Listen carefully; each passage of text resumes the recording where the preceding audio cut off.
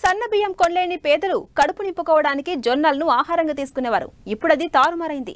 సన్న బియ్యం తింటే పడని సంపన్న వర్గాల వారు సైతం జొన్నలు వాడుతున్నారు. జొన్న అన్నం, రొట్టెలు ఎక్కువగా తింటున్నారు. దీంతో పాటు పంట సాగు తగ్గడంతో మార్కెట్లో జొన్నలకు గిరాకీ పెరిగింది. దీన్నే దృష్టిలో పెట్టుకుని కృష్ణా జిల్లాకు చెందిన కొందరు రైతులు కొన్నేళ్లుగా రెండో పంటగా జొన్నలను సాగు చేస్తూ మంచి ఆదాయం పొందుతున్నారు.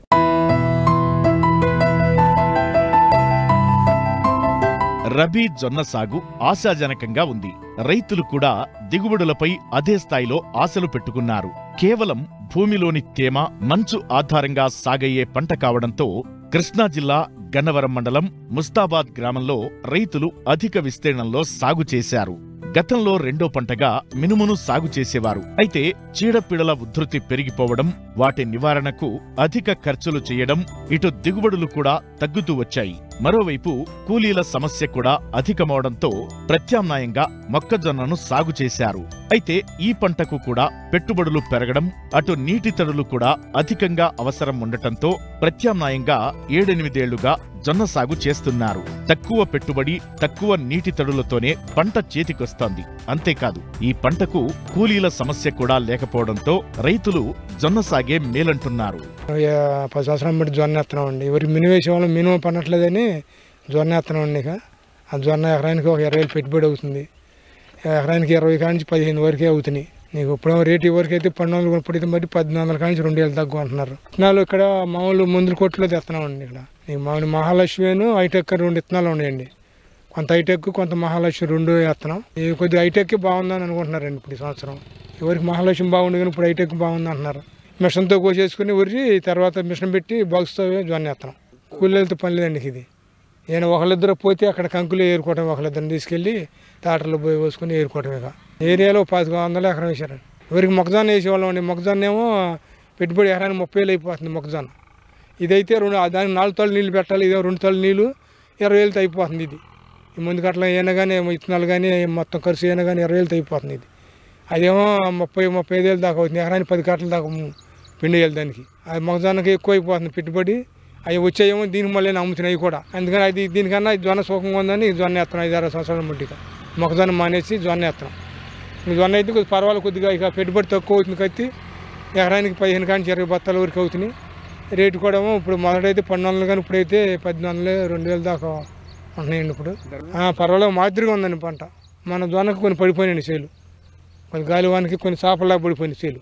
అయ్యేమో కొద్దిగా గింజ ఊరదండి. అది తెల్లబడిపోద్ది. కంకి తెల్లబడిపోయి గింజ అవుచిపోయి దిగుబడి రాదండి. అది పడిపోయినాయి. చాలా తరిగి వచ్చేస్తాయి. చీడపీడలకి మందులు కొడుతున్నాను కొన్ని. ఇప్పుడు మొన్న ఇది పడిందండి, తెల్లదామ పడింది. మళ్ళీ దానికి ఎర్రనెల్లు పడింది. ఆడికి కూడా స్ప్రే చేస్తున్నాం. పాలను రాకముందు మాకు నీళ్ళు కొడతాండి బాగా. అసలు నీళ్ళు చెరువుల కింద వానలు కుడితే పండే లేదు. వానలు లేకపోతే ఆ పని పట్టకారమే ఎండిపోయాయి. తర్వాత పావరకాలం వచ్చినాక కత్తి మాకు పంటలు బాగా పండుతున్నాయి. కత్తి ఏంటంటే జొన్న వేసుకుంటున్నాం, ఊరు వేసుకుంటున్నాం. వాటికి నీళ్ళు చక్కగా టయానికి నీళ్ళు వస్తున్నాయి. అక్కడ మోటార్లు పెట్టుకుని ఇటు ఆడించుకుంటున్నాము. చెరువులు నింపుకుని చెరువుల ద్వారా ఇంజిన్ పెట్టి నీళ్ళు పెట్టుకుంటున్నాము. దానివల్ల మాకు పావర కాలం వల్ల బాగా ఉపయోగపడిందండి మాకు.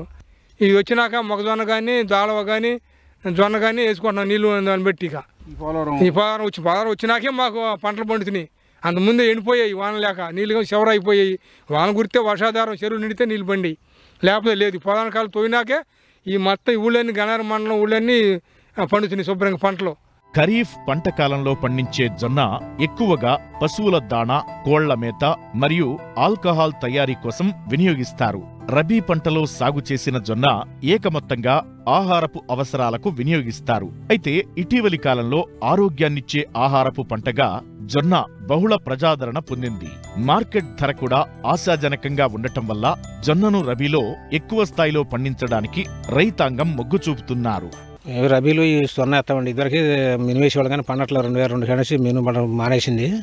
అందుకని ఈ లేబర్ కూడా దొరకట్లేదు. కోత మెస్టులు కూలీళ్ళు ఇల్లు దొరక కుప్పలు వ్యవసాయం చేయలేక ఈ మెస్టులు వచ్చినాయి. కొత్త యంత్రాలు వచ్చినాయి, కోసుకుంటున్నామండి. కోసుకుని ఇట్లా మెస్టులు కూడా ఈ జొన్న కూడా తాటలు పెట్టి వేస్తున్నామండి. మనుషులు దొరకట్లేదు.